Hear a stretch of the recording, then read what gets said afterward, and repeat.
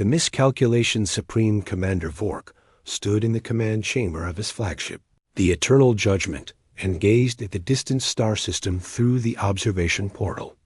His scales shimmered with satisfaction as he reviewed the tactical display. Meridian 7, the humans called it. A small mining colony on the edge of what these newcomers claimed as their territory. It would be conquest number 201 for the Crithian Dominion. Another simple addition to an empire that had ruled this sector of the galaxy for 5,000 years. Vork had seen this pattern countless times before. A young species ventures into space, establishes a few colonies, and believes themselves significant. Then the Dominion arrives. The display of overwhelming force usually ended things within hours. Sometimes the primitives fought back for a day or two. Sometimes they begged, but they always surrendered. 5 millennia of expansion had proven one universal truth: superior military power always prevailed. His second-in-command, Officer Kelth, approached with the final reconnaissance report. Supreme Commander, the scans are complete. Meridian 7 has a population of approximately 60,000. Their defensive fleet consists of 35 vessels. Most appear to be converted civilian craft. Their largest warship measures only 400 meters. Vork felt a ripple of amusement pass through his body. 35 ships against his 800. It was almost insulting. The humans had been detected in this region only 15 years ago, spreading quickly across multiple systems. Their ships were crude, their technology unremarkable. They seemed to focus on commerce and mining rather than military strength. A typical pattern for species that had not yet learned the galaxy's true nature. Send the standard ultimatum, Vork ordered. They have 6 hours to respond. Full surrender, tribute arrangements, and integration into the Dominion. If they refuse, we demonstrate our power by destroying one of their moons. Kelth bowed and departed to carry out the command. Vork returned his attention to the planet below. He could see the lights of human settlements scattered across 3 continents. Mining facilities, processing plants, residential zones. All of it would soon belong to the Dominion. The conquered species would provide labor. The resources would fuel the empire. The system would be another jewel in the Dominion's crown. The 6 hours passed slowly. Vork expected a response within the first hour. Most species, upon seeing 800 Crithian warships, immediately understood their position. But the humans remained silent. When the deadline finally arrived, Kelth returned with a confused expression. Supreme Commander, we have received their response. It is brief. Play it, Vork commanded. A human face appeared on the central display. Female, with dark skin and gray hair pulled back tightly. She wore a simple uniform with unfamiliar insignia. Her expression was calm, almost bored. This is Director Sarah Okonkwo of the Meridian 7 Colonial Authority. We've received your demands and reviewed your fleet composition. Our answer is no. This is our home. We're not interested in joining your empire. If you want this system, you'll have to take it. The transmission ended abruptly. Vork stared at the blank screen in disbelief. He looked at Kelth, who seemed equally confused. They refused, Kelth said unnecessarily. With 35 ships against 800. Do they not understand mathematics? Perhaps they do not recognize our superiority, another officer suggested. We should destroy their moon as planned. Show them what resistance costs. VORK considered this. The destruction of a moon always had a powerful psychological effect. But something about the human director's expression bothered him. She had not seemed afraid. She had not seemed defiant either. She had seemed almost sympathetic, as if she knew something he did not. No, Vork decided. We proceed directly to battle. All ships to combat formation. Target their defensive fleet. We will leave the planet intact for now. The population will be more cooperative once they see their protectors destroyed. The Krithian fleet moved forward with the precision of 5,000 years of military tradition. 800 warships arranged in a formation that had crushed opposition across 200 star systems. Each vessel bristled with plasma cannons, missile batteries, and energy shields that could withstand sustained bombardment. The human fleet moved to intercept. Vork watched their approach with growing confusion. They were not running. They were not attempting defensive positions around the planet. They were charging directly at his formation. Kelth, what are they doing? His second officer studied the tactical display. Their trajectory is aggressive, Supreme Commander. They appear to be attacking. All 35 ships. Against our entire fleet. This is madness. Unless it is desperation, another officer suggested. They know they cannot win, so they attempt to inflict maximum damage before death. A final act of defiance. Vork had seen such behavior before, though rarely. Some species chose honorable death over submission. He could respect that, even as he destroyed them. All weapons prepare to fire. Target the largest vessels first. We will end this quickly. The two fleets closed the distance. At 10,000 kilometers, the Krithian vessels opened fire. Plasma bolts streaked across space, brilliant against the darkness. The first volley should have vaporized at least a dozen human ships. Instead, something unexpected happened. The human vessels scattered. Not in panic, but in a coordinated pattern that seemed almost rehearsed. They broke into smaller groups, each moving in different directions at speeds that shocked. Vork. His weapons officers struggled to track targets that changed direction seemingly at random. Some human ships dove below the Krithian formation. Others swept wide to the flanks. 3 accelerated directly through the center, weaving between Krithian vessels too quickly for the heavy warships to adjust their aim. Return fire was minimal at first. Then the humans deployed their weapons. Small missiles, hundreds of them, launched from every human vessel. They were not sophisticated weapons. Vork's sensors identified them as simple, kinetic projectiles with chemical propulsion. Primitive. His point defense systems should easily destroy them. But there were so many. The missiles swarmed the Krithian fleet like insects. Point defense cannons fired continuously, destroying dozens, then hundreds. But more kept coming. And while the Krithian ships focused on the missiles, the human vessels attacked from unexpected angles. Vork watched in growing alarm as a human ship, barely 1/10 the size of a Krithian cruiser, accelerated to ramming speed. The cruiser's commander tried to evade, but the massive warship was too slow. The human vessel struck the cruiser's midsection and exploded, tearing the Krithian ship in half. Another human vessel, already damaged and venting atmosphere, deliberately positioned itself in the path of 3 Krithian destroyers. When Krithian weapons finally destroyed it, the explosion caught all 3 destroyers, crippling 2 and destroying 1. These are suicide tactics, Kelth shouted. They are sacrificing themselves for minimal gain. This is irrational, but the tactics were working. The Krithian formation, designed for overwhelming firepower at range, was in chaos. Human ships moved through the formation like predators, striking and retreating before Krithian gunners could track them properly. More missiles arrived, wave after wave. Vork's tactical officers reported that some of the missiles were coming from the planet itself. Ground-based launchers. Others were being fired from ships that were clearly civilian. Mining vessels using their cargo launching systems to throw containers filled with explosives. A passenger transport had been fitted with missile racks welded to its hull. The battle raged for 9 hours. Slowly, inevitably, Krithian firepower began to tell. The human ships were individually outmatched. One by one, they were destroyed. But each human vessel took Krithian ships with it.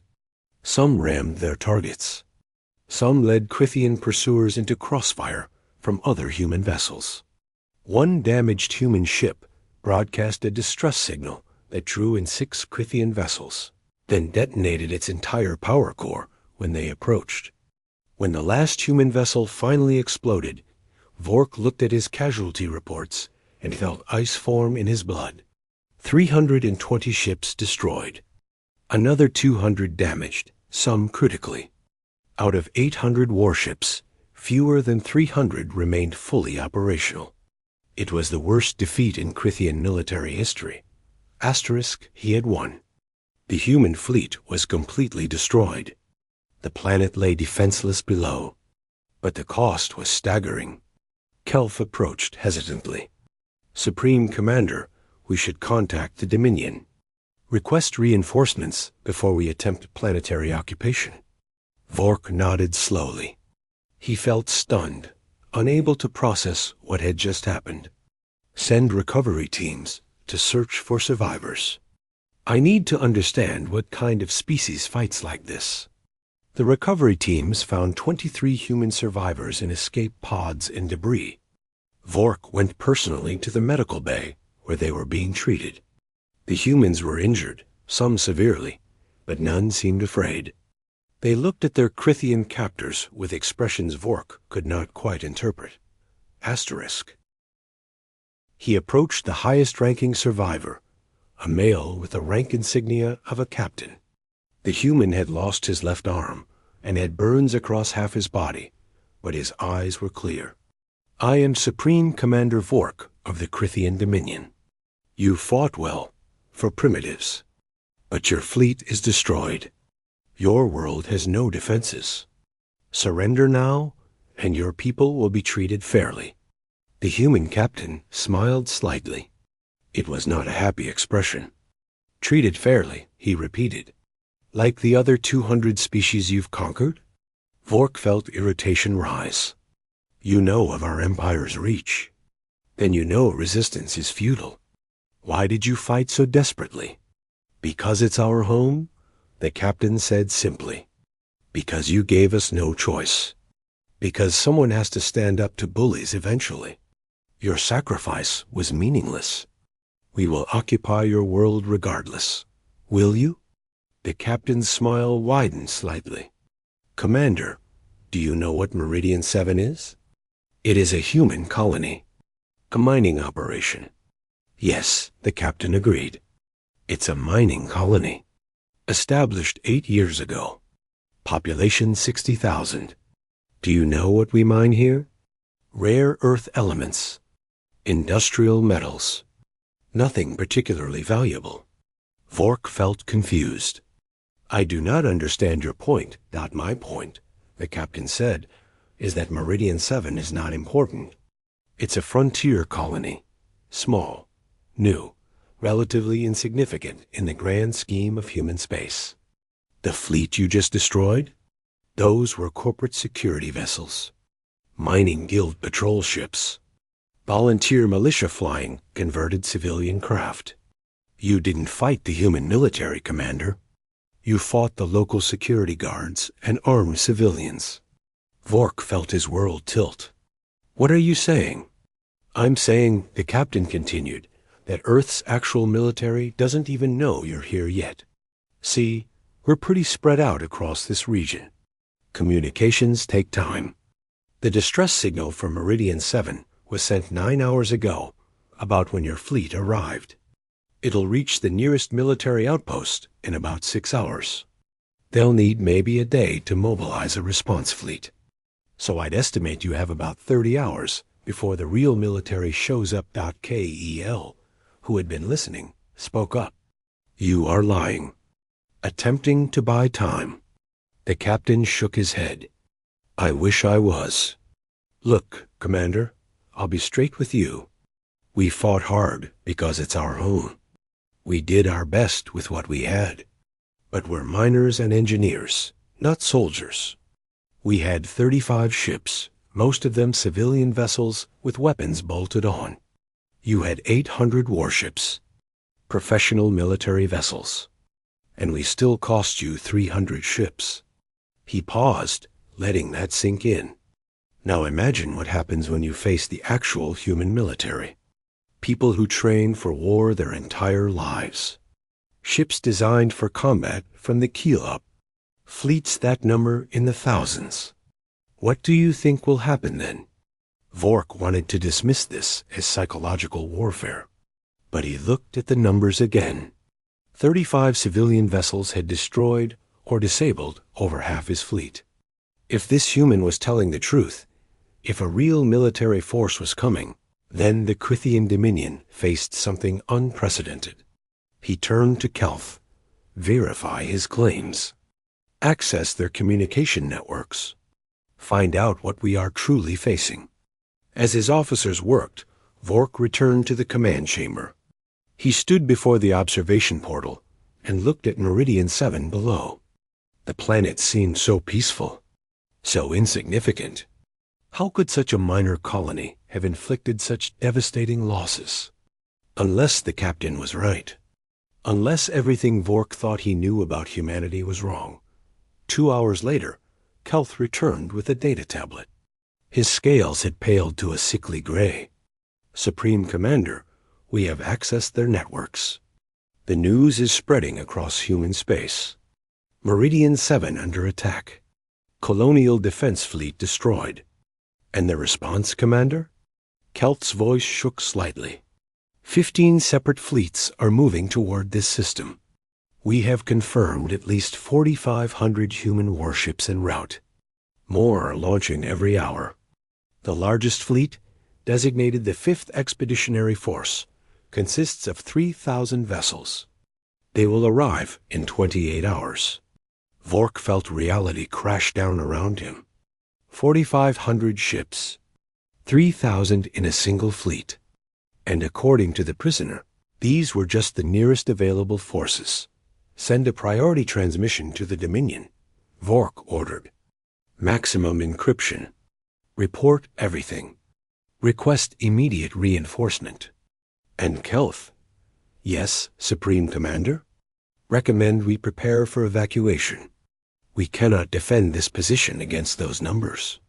As Kelth rushed to comply, Vork looked at the tactical display one final time. Red markers showed the approaching human fleets converging from multiple directions. He had come here expecting an easy conquest. Instead, he had kicked something that refused to die quietly. And now that something was coming for him with overwhelming force. The Krithian Dominion had ruled this sector for 5,000 years through superior military might. They had crushed 200 species. They had never encountered serious resistance. But as Vork watched those red markers grow closer, he realized with cold certainty that the Dominion had finally met its match. They had not attacked a weak species. They had attacked a sleeping predator. And now it was awake and very, very angry. The awakening Admiral Jessica. Torres stood in the Strategic Command Center on Luna Base and watched the holographic display with cold fury. The three-dimensional map showed human space in blue, with Meridian 7 highlighted in red. Casualty reports scrolled across secondary screens. 60,000 civilians. 35 ships destroyed. Over 4,000 personnel killed in action. She had read the names. Every single one. Miners, engineers, security officers. Families who had gone to the frontier to build new lives. Now they were statistics in a war they had not started.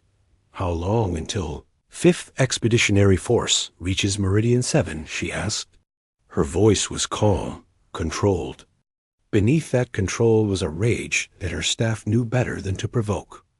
26 hours, Admiral, her tactical officer responded. 4th and 7th Fleets will arrive slightly earlier. Total force commitment in the first wave is 6,200 vessels. Good, Torres said. And the Krithians? Still in position around Meridian 7. Their fleet is heavily damaged. Approximately 300 functional warships remain. They are broadcasting requests for reinforcement to their home territory. Torres studied the Krithian position. 300 ships against her incoming 6,200. The mathematics were simple, but mathematics had never been the point. She had spent 40 years in the Solar Federation Navy. She had fought pirates, suppressed rebellions, and defended colonies from raiders. She had never wanted this. Humanity had never wanted this. They had expanded into space, hoping to leave their warlike past behind. They had built colonies, established trade, explored new worlds. They had deliberately kept their military distributed and relatively small, believing that aggressive expansion would only recreate the conflicts that had nearly destroyed Earth. But they had also prepared. Because hope was not a strategy, and humanity had learned brutal lessons about the cost of unpreparedness. What about the Crithian Dominion itself? Torres asked. What do we know? Intelligence Officer CMDR Hayes stepped forward with a data tablet. The Crithian Dominion controls 201 star systems. Their territory spans approximately 40,000 light years. Population estimated at 300 billion across multiple subject species. Military strength is difficult to assess precisely, but conservative estimates place their total fleet at around 20,000 warships, not 20,000, Torres repeated, against our current active military of 8,000 ships. Hayes nodded. Yes, Admiral. However, our assessment is that Crithian vessels are individually inferior to our own. Their technology appears approximately equivalent to our designs from 20 years ago. Their tactics rely on numerical superiority and overwhelming firepower at range. They seem to have limited experience with adaptive warfare. Torres absorbed this information. The Crithians had conquered 200 species over 5,000 years. They had built their empire on the assumption that bigger fleets always won. They had never encountered a species that refused to play by those rules. Activate Protocol Umbra, Torres ordered. The room fell silent. Protocol Umbra was the contingency plan that every serving officer knew existed, but hoped would never be implemented. It was the acknowledgement that humanity's distributed civilian infrastructure was also a military asset, that every shipyard, every factory, every trained citizen was part of a defensive network designed to mobilize the entire species for total war. Admiral, Hayes said carefully, Protocol Umbra requires civilian authorization. Council approval. I am aware, Torres replied. Contact the Solar Council.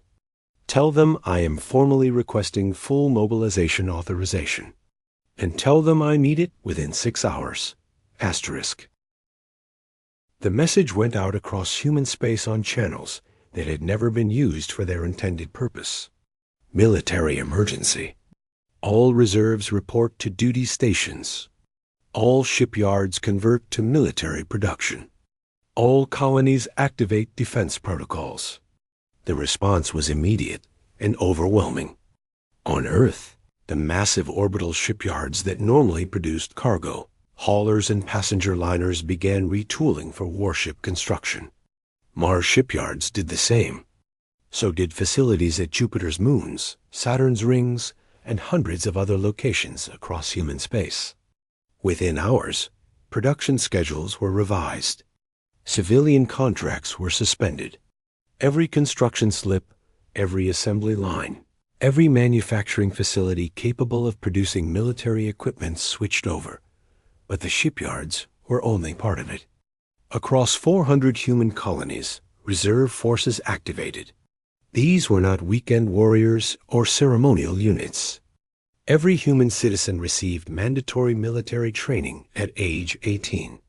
2 years of intensive instruction in weapons, tactics, ship operations, and combat medicine. After their service, they returned to civilian life, but remained in the reserves until age 50. They were shopkeepers and teachers and engineers.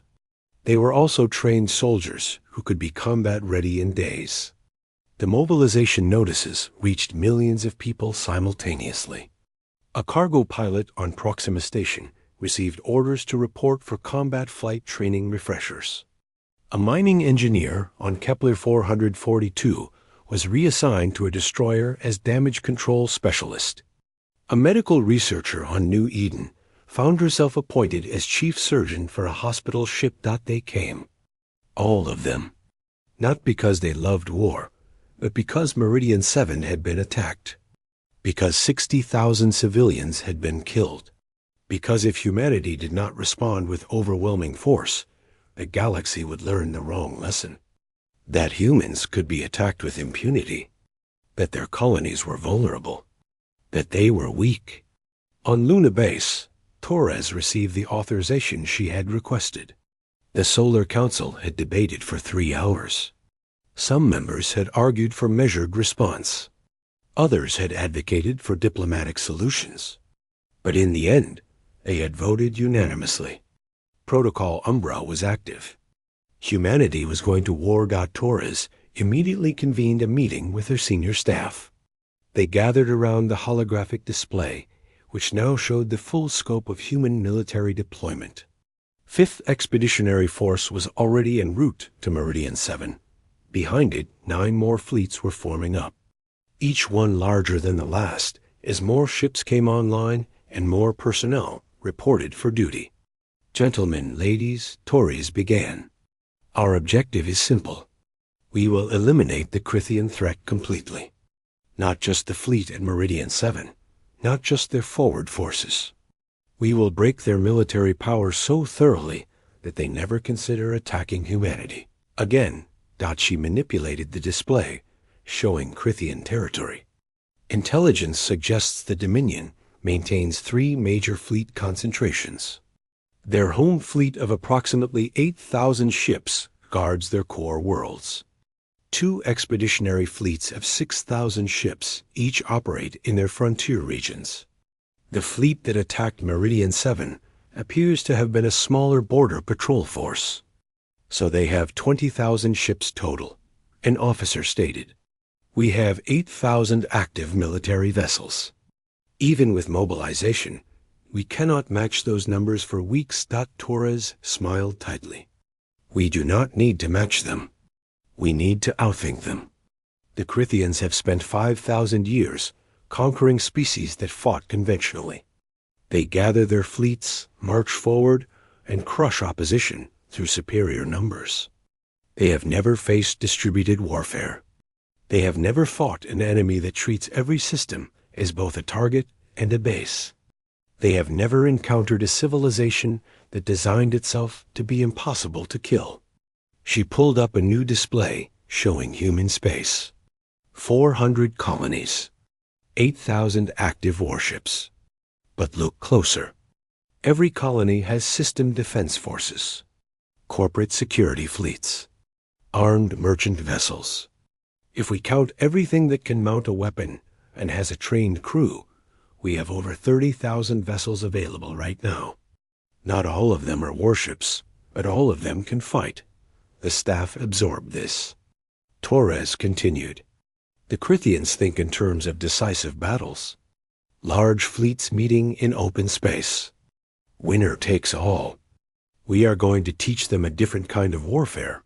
Asymmetric, distributed, relentless.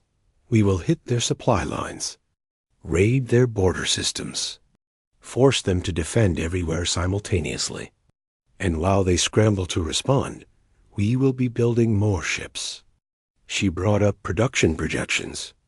Current shipyard capacity allows us to produce 800 new warships per month.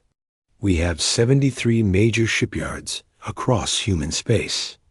If we push to maximum production, we can build 6,000 new combat vessels per month. Maintain that for 6 months, and we will have added 36,000 ships to our fleet. One of the younger officers spoke up hesitantly. Admiral, that level of production would require enormous resources.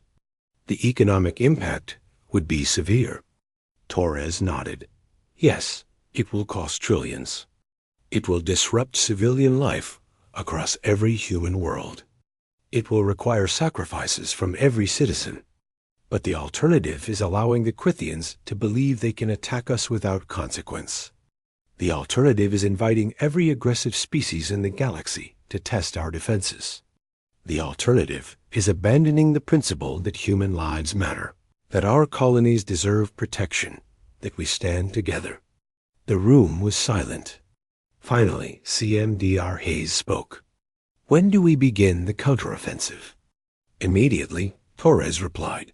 5th Expeditionary Force will engage at Meridian 7 in 24 hours. That battle will demonstrate our immediate response capability. But it is just the beginning. I want raids launched against Krithian border systems within 72 hours. Nothing major. Hit-and-run attacks. Destroy their outposts. Capture their supply ships. Make them afraid to operate in deep space. Simultaneously, she continued, we escalate diplomatic pressure. Contact every species the Krithians have conquered. Offer them support for independence movements. Provide weapons, training, intelligence. The Krithians have held their empire through force. We will show their subjects that force can be resisted. And their home fleet, an officer asked. 8,000 ships guarding their core worlds. When do we engage them? When we are ready, Torres said. When we have the numbers to guarantee victory. When we can hit them so hard, they have no choice but to surrender. I estimate 3 months. By then, we will have assembled First Grand Fleet, 50,000 vessels. The largest military formation in human history. We will take it to their home system and end this war.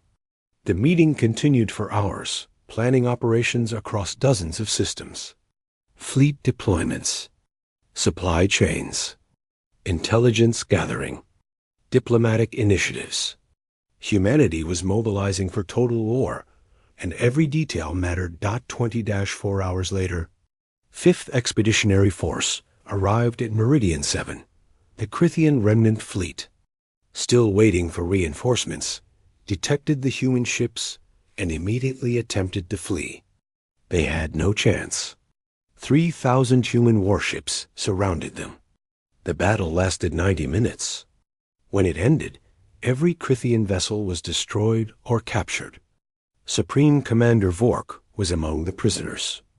Admiral Chun, commanding 5th Expeditionary Force, brought him to the flagship for interrogation. The Krithian commander looked defeated, his scales dull with shock. You came so quickly, Vork said. So many ships. Your species has remarkable capabilities. Chun studied him without sympathy. You attacked our people, Commander. Killed our civilians. What did you expect? That we would accept it? That we would submit? Vork shook his head slowly. We expected you to be like the others. To surrender when faced with superior force. Your 35 ships fought so desperately. We thought that was your full strength. Chun almost laughed. 35 ships. Commander, do you understand what you attacked? Meridian 7 is a mining colony. Population 60,000. The ships you fought were corporate security and volunteer militia. You think that was our military? The truth seemed to break something in Vork. He had suspected, but hearing it confirmed was different. Then what is your military? He asked quietly. Chun pulled up a display showing human fleet deployments. This is 5th Expeditionary Force. 3,000 ships. We have 12 numbered fleets like this one. We have system defense forces in every colony. We have corporate security fleets that rival some species' entire militaries. And now, thanks to your attack, we have activated Protocol Umbra. Full mobilization. Do you know what that means? Vork stared at the display.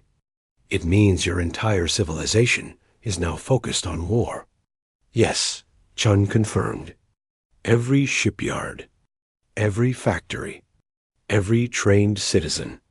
We are building 6,000 new warships per month.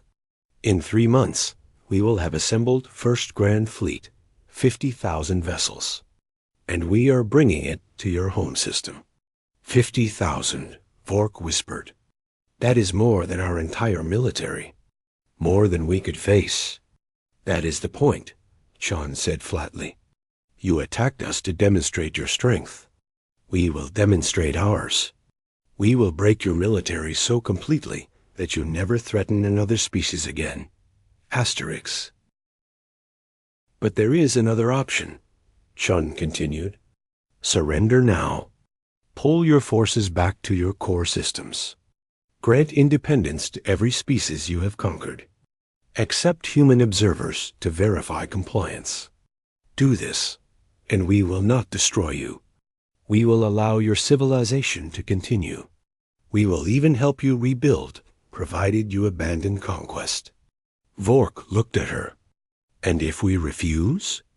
Then we come with 50,000 ships and erase your empire from the galaxy. Your choice, Commander. You have 72 hours to deliver our terms to your government. After that, we resume operations.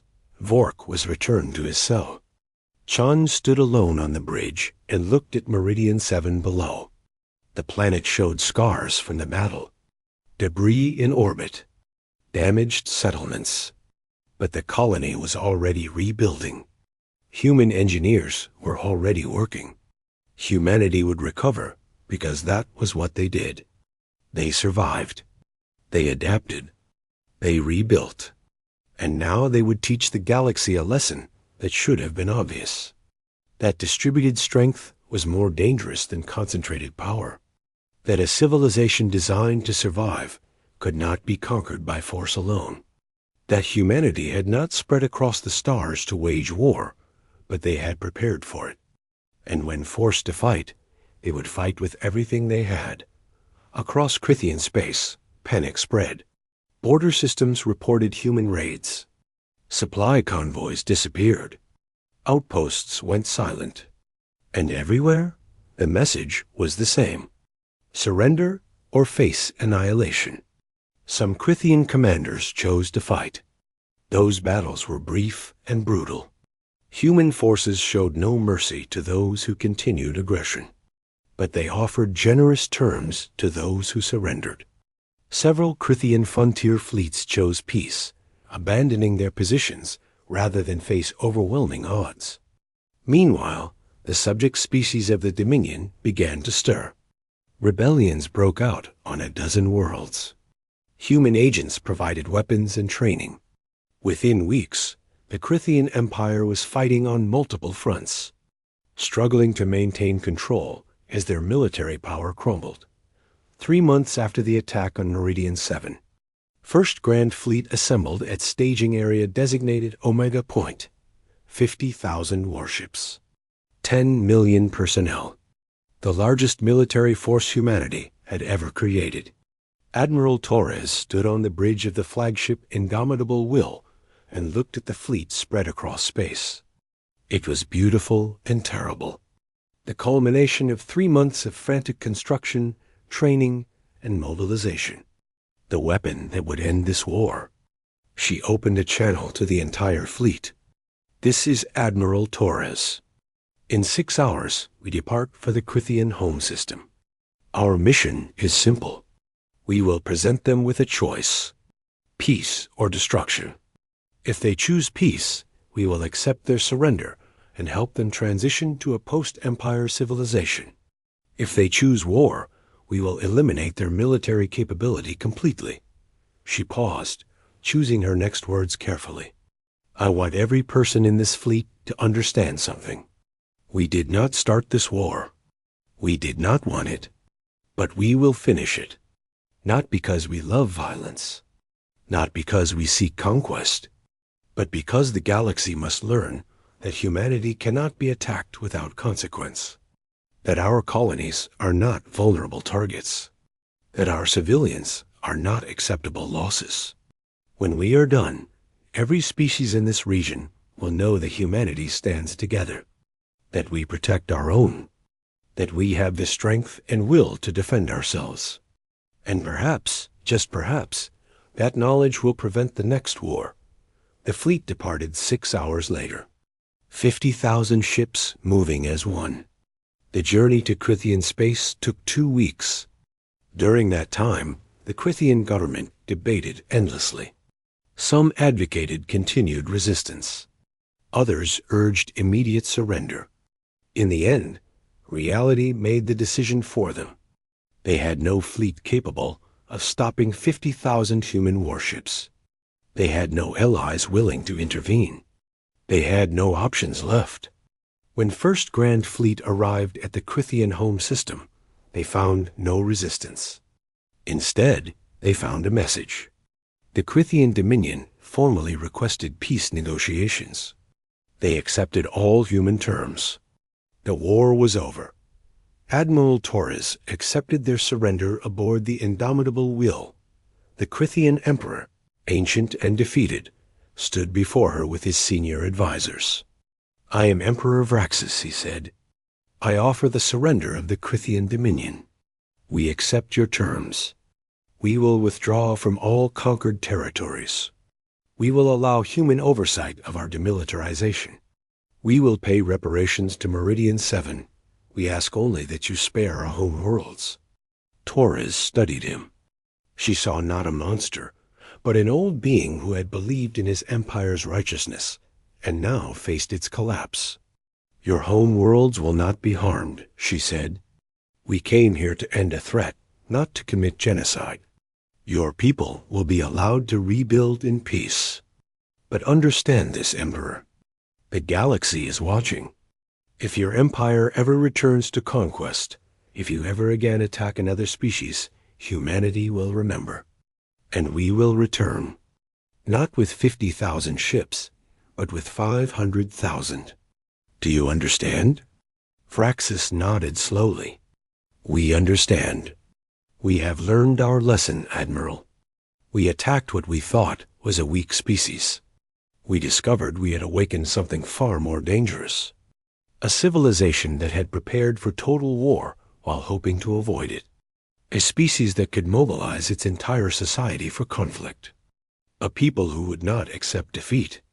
Torres nodded. "Then we are done here. Your empire is dissolved. Your subject species are free. Your military is disbanded. You will keep only system defense forces sufficient to protect your worlds from pirates.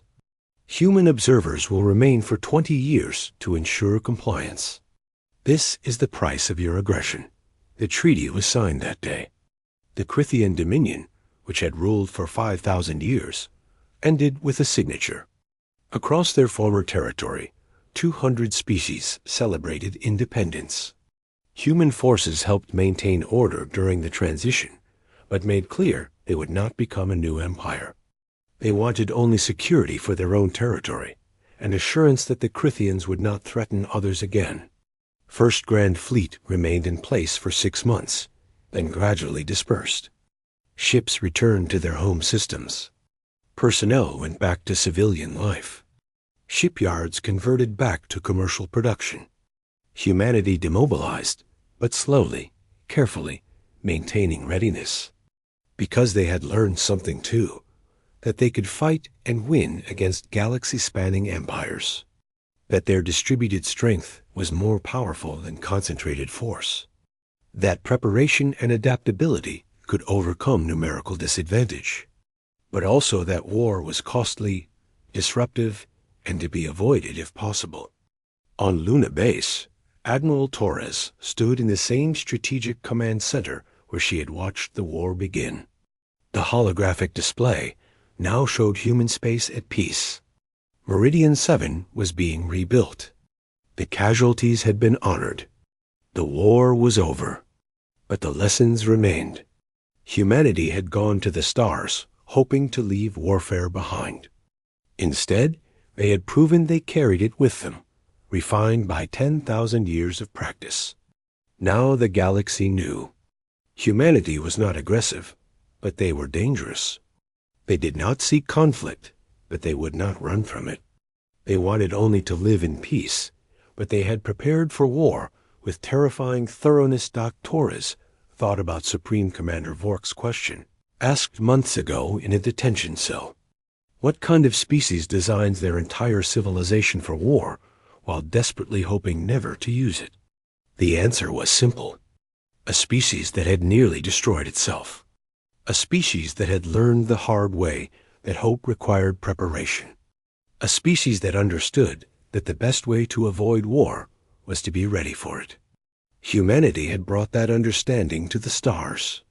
And now, after Meridian 7, the galaxy understood it too. Asterisk.